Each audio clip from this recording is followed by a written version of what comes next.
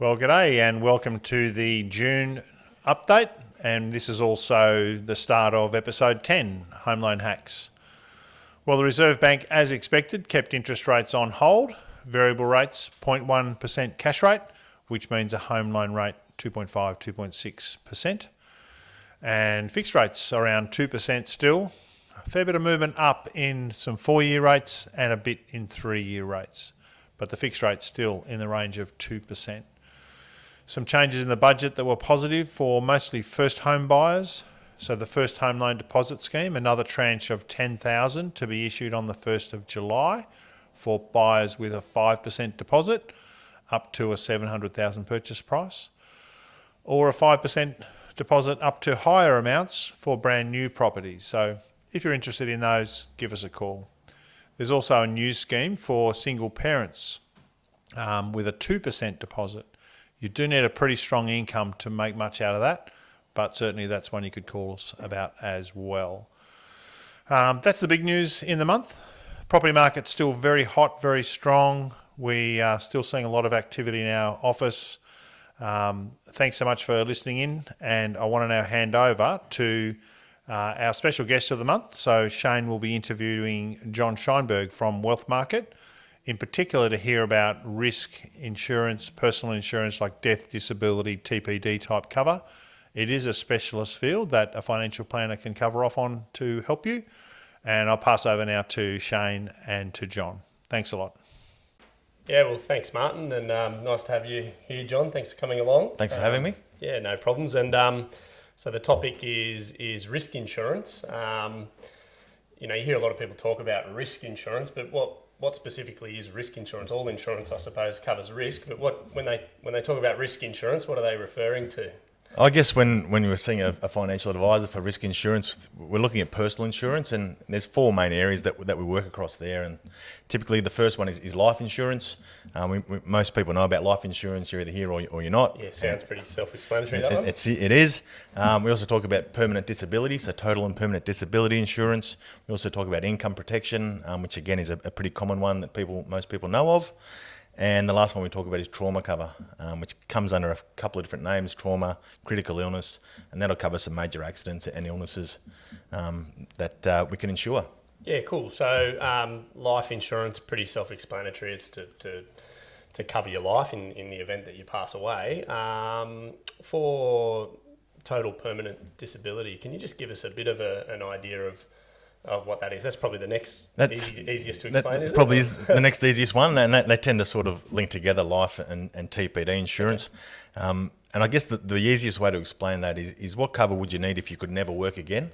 So you've suffered a total and permanent disability and you could never work again. What's that sum of money that you would need, or your family would need? Stroke, or is it you've lost your arm, or it could be any of those. Yeah. So yeah, anything that's going to stop you, illness or injury. So when we talk about insurances, again, a common question we have is around redundancies. No, we don't cover redundancies.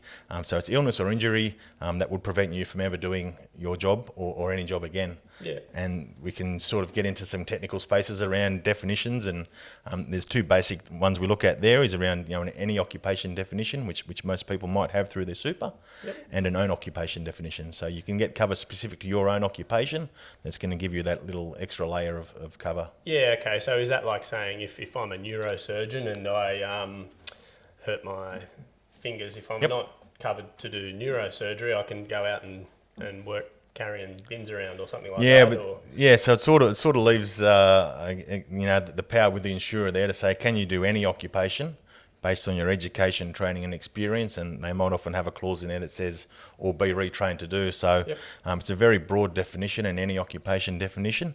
So if you do want that extra layer of security and protection, yeah, definitely you'd look at an own occupation definition, yep, to cover your Does own. that make it more expensive? It does, and I guess venturing into the way we can structure things, and we might touch on that a bit later.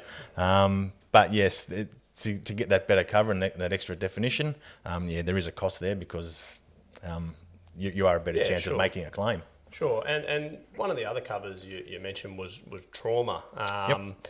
That one's probably the most difficult for people to, or the one probably people don't really understand. Can you explain a little bit what's trauma cover? Yeah, probably less talked about. And depending on the provider, they'll cover probably around 50 medical conditions that you can insure. By far, the most claimed event is with cancer. Unfortunately, we probably know, or everyone knows someone, unfortunately, that's gone through that situation. So yeah, by far the most claimed event is cancer. We also cover things like stroke, heart attack, major accidents, comas, burns. And so does that sort of cover you for a period of time during which you might be out of work, or is that because for the layman they might think that overlaps with TPD? Is it for a period of time, or is it similar to TPD, or how does it differentiate? So the trauma cover is a lump sum cover, so a big chunk of money. So you choose, or with your advisor, come up with the amount of cover that you would need in that situation, and that lump sum goes to you, and then it's for you to do whatever you want with. As an advisor, we set you up to cover things like medical costs, time away from work. Yeah, okay. You might have a spouse or partner that needs to take time off work to care for you.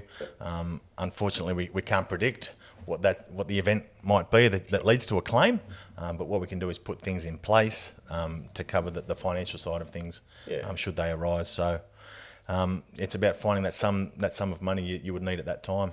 Yep. Cool. I was going to just say, look, the covers, I guess, sort of do link across.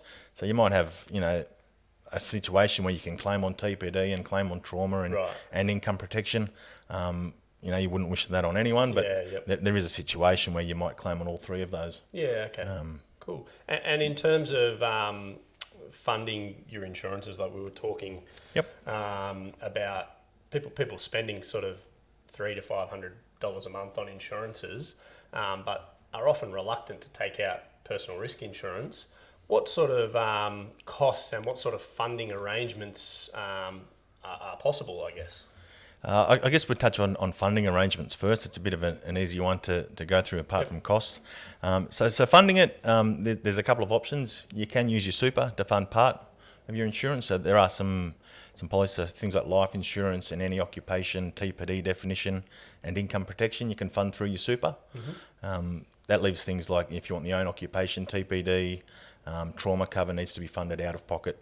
And then we look at things around, individual circumstances around cash flow and tax situations to say, look, if you do fund your income protection personally outside super, then it's fully tax deductible. So is that the best for that client at that time, or are they prioritising other needs at that time? They might have just taken on a mortgage, so the cash flow is a bit tight, so they look to their super to fund that. Yeah, sure. And obviously it's going to be specific to each individual, but what sort of percentage would you say is generally taken out where it is funded through super versus out of someone's pocket?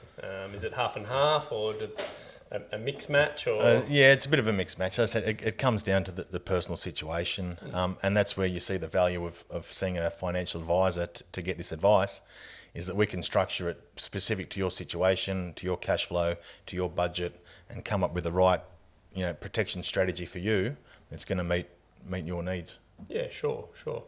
And so in terms of clients, what's your sort of, obviously, you'd have a broad range, but when do you generally see someone and start discussing risk insurance? What sort of age categories do you find you're mostly talking to, or is it anyone? What sort of... Yeah, anyone and anyone. I mean, I guess if you've never seen an advisor for this side of your financial world, then it's a great opportunity to have that conversation. For some people, we're fortunate enough to meet them after they've taken on their first home loan. That's a great time to get in front of an advisor and set things up early, and get this the right structure behind it. I think for me, I remember having kids was sort of a key thing that. I'd had 2 children and thought, I better get covered because you've got to sort of look after the family. Is that a common sort of time? That's a big driver. So taking on your first mortgage is always one. Starting a family is another good time, because then it's not just about you or your partner. There's a bigger picture there. And we get back to that needs to say, if something happened to you, Shane, what happened? If something happened to you, what does your family need in that situation? So there's a much bigger picture there, and that's often a great driver for clients to come and see us. Yeah, cool. And obviously when a broker sort of originates a loan, introduces someone to debt, that is a key time, obviously, to to introduce that, and that's where the loan market and wealth market relationship comes in. So tell us just a little bit about wealth market. Who is wealth market, and yeah, how's the relationship with a mortgage broker sort of evolved, or how's it come about? Yeah, so wealth market, part of the greater White family group of companies, as loan market is. So we represent the financial planning side of the business.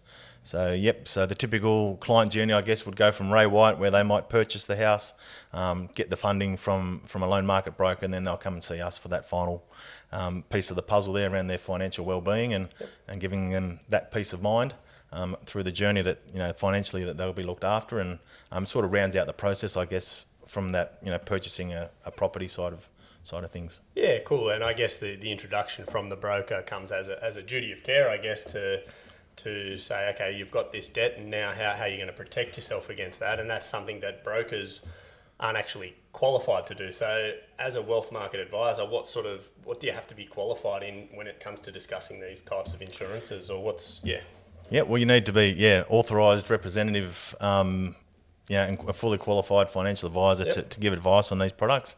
It is a financial product, so we've seen lately in the financial advice world that education standards are rising.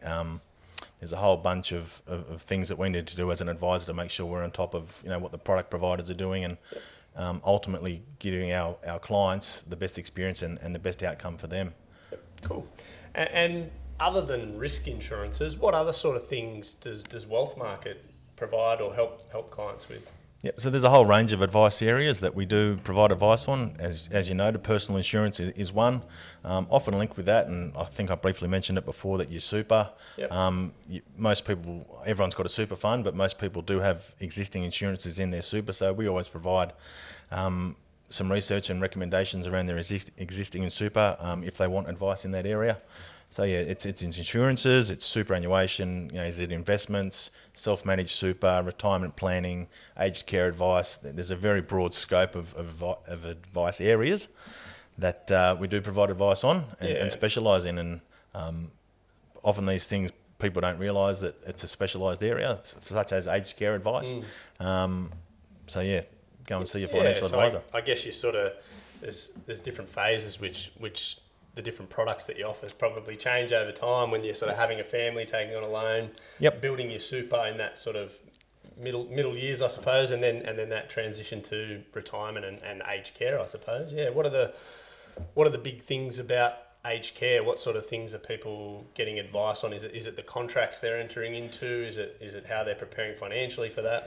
And moving into aged care is never easy on the family as a whole. So it's things around, do you need to sell the property to move in? Now you're funding, the deposit into the aged care facility. There's a whole broad scope of areas around aged care specifically that need consideration, not just for the person receiving the advice, moving into the aged care, but for the family as a whole as well. So that can often be a meeting with many, many family members in the room, determining what's best in that situation. Yeah, cool.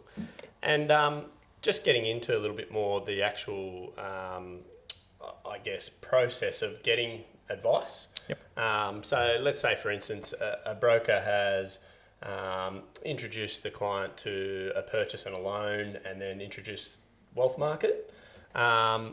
What's the rough sort of process in terms of you making contact to when advice might be implemented, and how does that sort of step through, or what happens? Yep. So we have a pretty good turnaround time from when we receive the lead from the broker. We'll action that within a day or two. Yep. And so that's a call to the client? Call to the client. First, or? Say good day, say, hey, John from Loan Market, Martin's recommended we have a chat. When's the time to do that? So that's the first phone call, and organising that first meeting. Yep. And at that first meeting, we'll have a bit of a discussion, figuring out what they need, their needs and objectives. And we'll also do that education around what are the policies that we're looking at, what do you have existing, do you know? If not, we can do the research for you. And then try and determine what advice is specific to them. So what areas do they want advice on specifically? Is it just insurance? Is it super insurance? Are you looking at investing? Determine that scope of advice, and then we go away and come up to an agreed scope and get to work. Yeah, okay. And then when you say get to work, is that sort of doing the research on what what products potentially or what's going to best, I guess, be the solution for that client. And who does that particular research? Is that yourself? Is it a team? How does that happen? A bit of both. So I guess products for us as advisors is always the last piece of the puzzle. Yep. And it's always initially it's determining the right strategy for the client and what's going to suit their needs. Yep. So we determine the strategy. So that might be the level of cover. They need. So yeah, we'll look at things like their levels of debt. Do they have family? Are they funding education costs? What medical costs might they need? What are their monthly living expenses that we need to cover? Come up with a level of cover that they would need. Yep. And the strategy around that. So they might be funding it. How we're going to do that. And then the final piece of the puzzle is when we actually present the advice is the product recommendations. Yeah, okay. So it's always the last thing we think of. Yep. But in that, I mean, we would work with a panel of insurers on our approved product list, and then it's finding the right product in terms of cost and quality and what's going to meet the client needs. Yeah. So much like you guys working with lenders, and they'll all have their own specific. Definitions and policies. Same with the insurers, that they'll have their areas that they specialise in. Yep. That might suit one client better than another. Yeah, cool. And has that sort of range of insurers, is that a big range of insurers that you sort of look at, or is it sort of narrowed down over the years, or how does that work? Yeah, our list is pretty broad. I think we've got there's about 10 to 12 on our approved product list, which covers most of the market. Who are the bigger ones? Some people might have heard of. People might have heard of things like TAL and AIA, BT, OnePath, and under that there's a few specialist insurers too that will cover specific occupations as well. Yep. Say if you're working in the medical space, for example, there's a specialist insurer that would cover you as well. So plenty of options out there on the insurance side of things, and again with superannuation, literally hundreds of super funds, and we've got a pretty broad list there that we look at, and again it's finding the right product to suit that client needs at the time. Yeah, cool. So whether you need a sort of set and forget fund, or you want something a bit more personalised with a bit more interaction, there's plenty of options out there for you. Yeah. It's about finding the right one at the time. Cool. And the topic of sort of how much insurance do I need, I know myself when I sort of was life insurance was probably the most important thing I was trying to get cover for. Yep. And we hear a lot about, it's in my super. I think probably my super had about 20 or 30% of what I probably needed. What sort of, in general, are people generally underinsured, overinsured in super, or is it generally a very broad policy that may not, you find may not suit people, or what's the sort of general finding of insurance in general through super? Well, yeah, and again, generally speaking, what you have in super, or what you get by default, number one is usually not enough. Most super funds will probably give you, somewhere between 1 and 300,000 in default cover. So you've never done an application for it, you've never done underwriting for it, and we can touch on underwriting, I guess, in a bit. And it's a very general policy, very general definitions. It not only covers you, Shane, but would cover Martin as well. And obviously, you're two very different people. Yep. In age, in health, in family history of conditions. So what you get by default is very general policy that covers a broad range of people. And that may work in your favour, it may not work in your favour. So when you get an advised policy, you do things like underwriting, so medical questionnaires, family history, pre-existing conditions. Insurers may request blood tests, medical tests, doctor's reports. So you get a policy specific to you. Yep. And with the advisor's assistance, obviously you've got a level of cover that's suited to you as well. So if you've taken on a mortgage of say $500,000, which is probably a bit less than the average in Sydney at the moment, and you've got $300,000 in life insurance in your super fund, if something does happen, what's that situation going to be like for your family? Well, there's obviously a gap there. Your spouse and your kids are probably going to struggle financially. So, often what we find is people need more insurance than they've already got, particularly on the TPD side of things. So, as we said, life insurance, you want to cover debt and some future costs, but with a TPD situation where you can never work again, there's often, the ongoing income that you're missing out on, but also things like the debt, and there might be added medical costs as well that you want to cover too. So, some people are often surprised by the amounts we come back with, and everything's outlined and itemised from our side of things to say this is where that money would go in that situation, and everything's accounted for down to the dollar. Yeah, cool. And you mentioned sort of some tests might need to be done, or a medical report, that sort of things. In general, what sort of, and I know I'm asking a lot of what is it in general, I'm sure it's how long is a piece of string in a lot of cases, but the time frame from when you might first talk to a client, how long does an application take until someone might be covered in that underwriting sort of process, I suppose? It can be as quick as, you can look at probably 2 to 3 weeks. I mean, we have to go away and write the plan. So even even if it's just an insurance plan, it's still covered under a statement of advice, which is our formal financial advice document. So we take the time and all the research to get that right. And then we make the application to the insurer, and if for some reason you go through as what we call a clean skin, you haven't raised any red flags with the insurer and it's all good, then it could be a matter of 2 to 3 weeks, and you're fully insured. Yeah, cool. I won't give you the stories about on the flip side of that, but some cases can drag out a little. Yeah, okay. And in general, sorry to ask in general. No, because this is general advice. Yeah. I should have covered that at the start. But what sort of cost and when does a client pay for wealth market services, for instance? Yeah, it's all any cost with a financial advisor should be outlined up front, so there should be no surprises at any stage through the process, I'd like to think. I mean, that's the way I conduct my business. Yep. And everything's fully outlined. So again, in terms of funding advice, the one area in advice that we can still receive commissions is on life insurance products. All insurers pay the same level of commission. So that can offset the cost of the client, and there might be a minimal fee on top of that to get the plan written up, or the advice done for the statement of advice.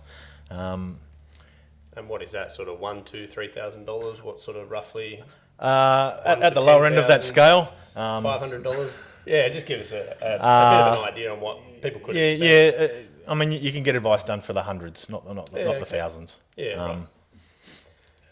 Again, generally speaking. Sort of advice, like let's say, I'm only guessing, but is sort of transition to retirement planning, is that a more expensive advice than a life insurance advice, or what types of advice are cheaper or more expensive? Yeah, and it comes down, we talk about that scope of advice that we come to an agreement with the client. Someone might ask for everything, I suppose. If you want the whole box and dice and looking at everything, it's going to cost you more, because it's our time that you're paying for, and expertise and experience. But so if you want something like a self-managed super setup and the like, then that's going to cost you more than an insurance plan. Yeah, cool. Well, one thing I didn't ask you at the start that I normally ask everyone, tell us a little bit about your background before this role, and just in general, where'd you? I used to work for one of the banks before they shut down their financial advice business. Yep. Without giving too much away. And so I've been in advice now for a bit over 5 years. And before that, I actually worked a lot in sports admin, sports management roles. So my very first degree, which was nearly 20 years ago now, was in exercise science. And since then, I've done a lot of business subjects, and obviously now the financial advice. Yeah. What sort of prompted you to get into financial advice? Funnily enough, probably a similar situation to yours, where you had the kids and realised I need some insurance. That's how I got into advice. I just had my second child, or I think it was my second. I've got 3. I lose count. And I realised that I was grossly underinsured for myself. Started talking around to a lot of friends and family, and realised that they were as well.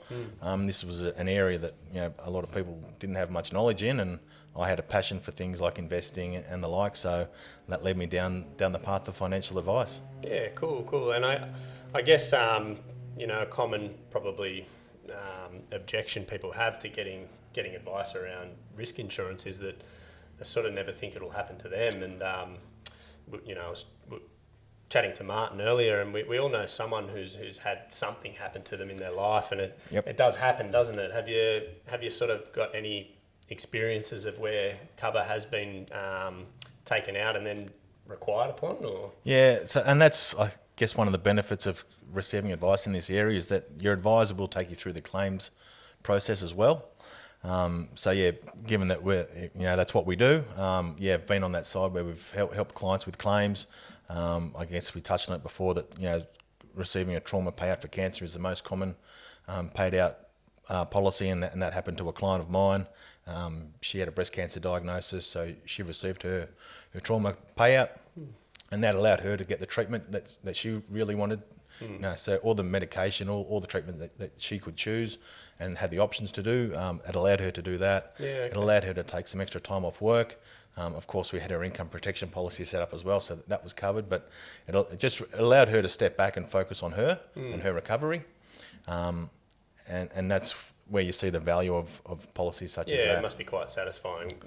Obviously it's a terrible situation, but satisfying to know that one less worry for that person during a tough time, I suppose. Exactly right, and that's what we do as in the way we set up these things, is that it's there to remove that financial stress from the situation, because you're already stressed enough. Yeah. I mean, I can only imagine what people go through in that situation.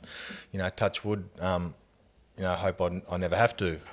But giving someone that bit of financial peace of mind in that situation, so they can step back. They know that's one less thing they have to worry about. Yeah, that's one of the satisfying parts of the job.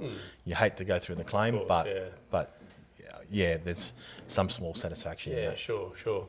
And anything else you think you can chat about that people might not know when it comes to sort of personal risk insurance, or is there anything that you sort of want to leave people with that we might not have touched on? Or I guess if I was going to, have the conversation with an advisor, whether it's about risk insurance or your broader financial well-being. So there's things that we can do for people that they may not know of.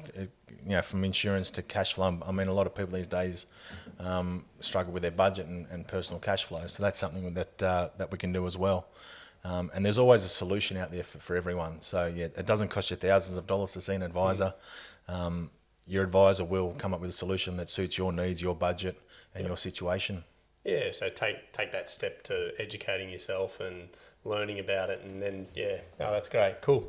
All right, well I think we've covered just about everything we were going to. Hopefully, I don't know, just have a chat. But thanks so much for coming in, and it's been great to have you and great to learn a little bit more about risk insurance and personal risk insurance, and I think the end message is so many people kind of don't know about it, so are standoffish to sort of dive into it. But as you say, just talk to an advisor, ask a few questions, and then at least you're sort of taking that first step. And we actually do like talking about this stuff. So okay.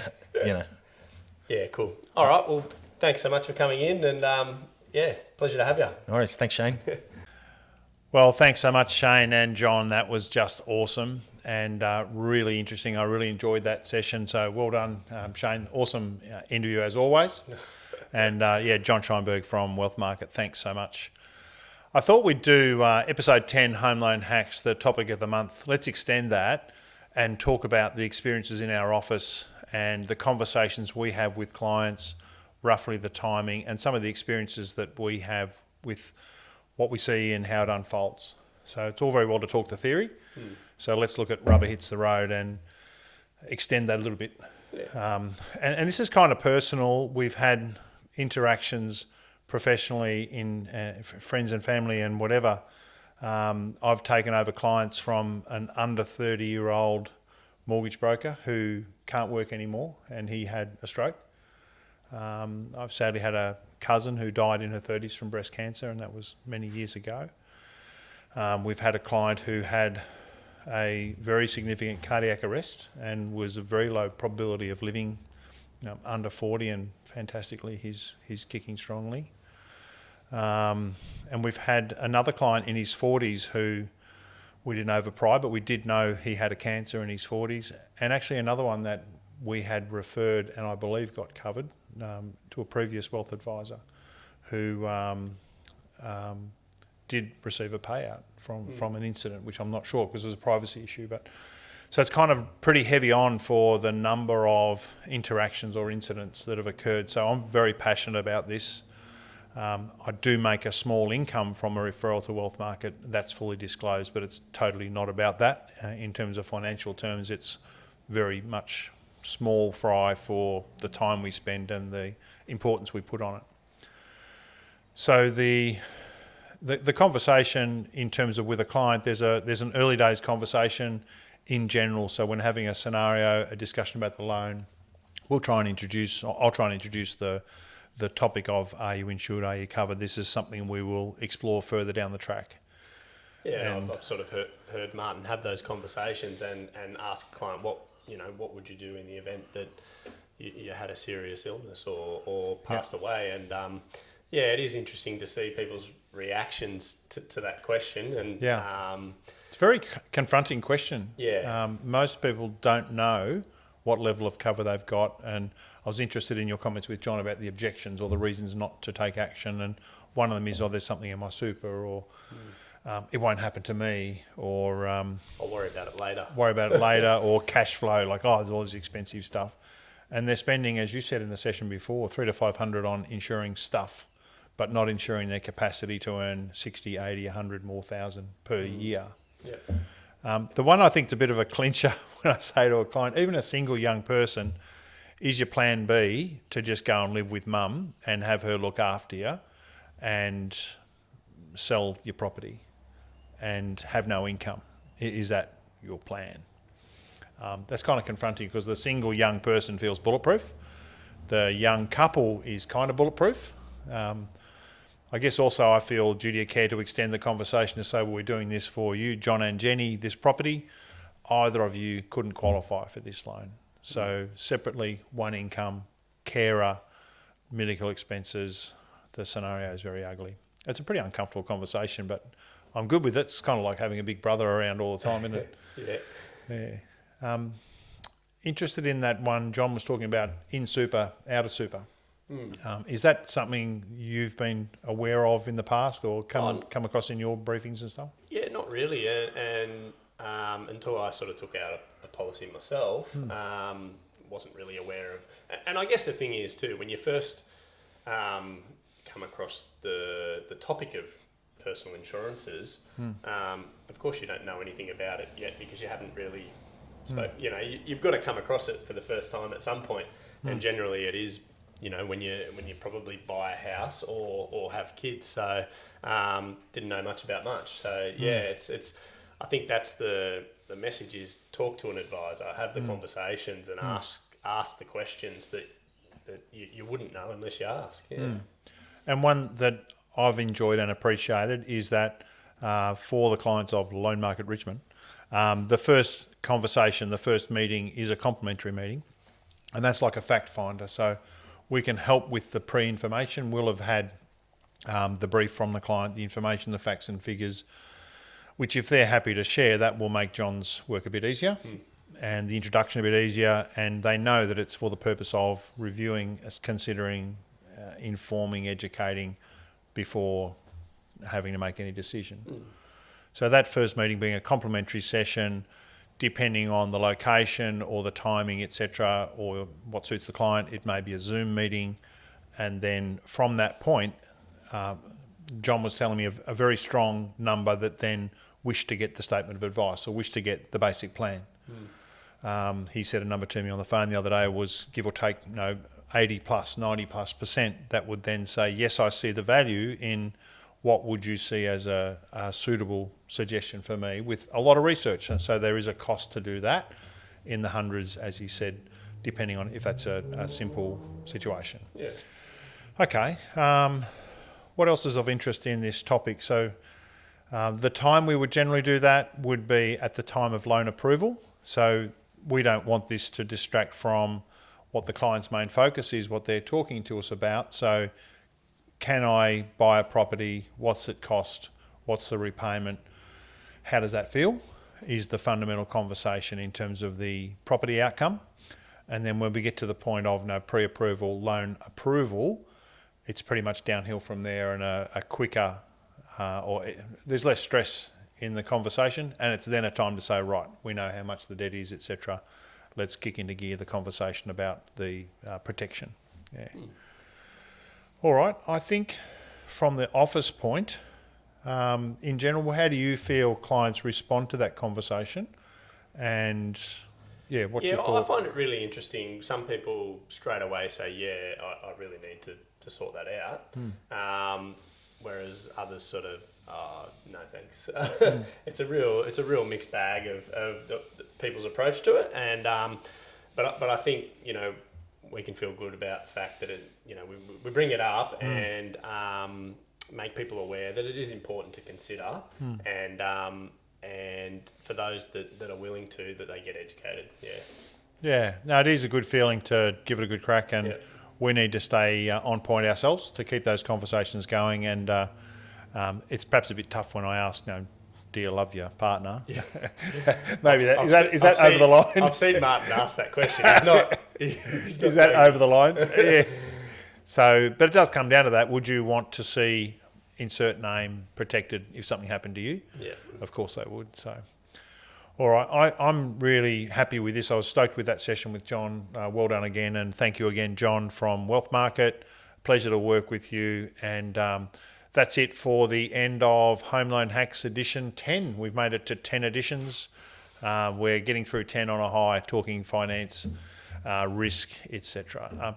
Interesting that this is a specialty topic. So our advice is about loans, lending, products, what numbers look like, etc. You really need to get those experts around you for accounting advice, for financial planning advice, and get over your fears and jump out into the scary world. And those that empower themselves, the clients that are willing to have those conversations, we see great success. Yeah, I think that's the big message, is have the conversation with an advisor to talk about it. Yeah. Great stuff. Thanks again, Shane. It's been a hoot. That's signing off for episode 10, Home Loan Hacks. Ciao.